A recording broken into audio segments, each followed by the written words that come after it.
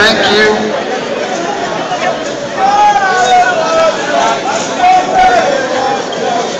Thank you.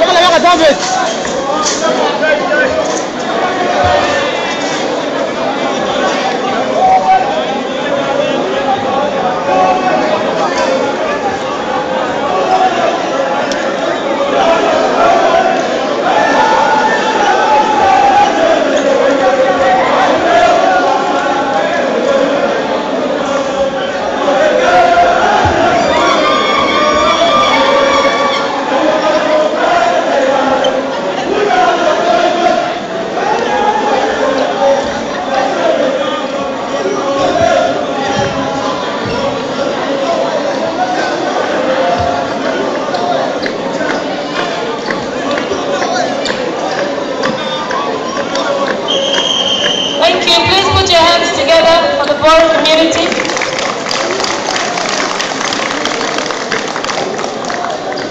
Next, we'd like to call upon Simon Ariak, who will speak on behalf of the African Community Council of WA. After Simon, it will be followed by the Nuer community. So, Nuer community, please prepare yourself. My apologies, Simon Makwai.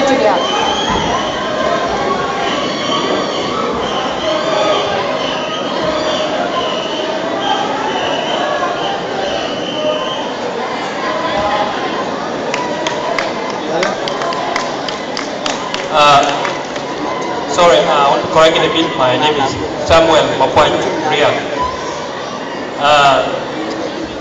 On behalf of Africa Community, it is an honor and privilege to come today and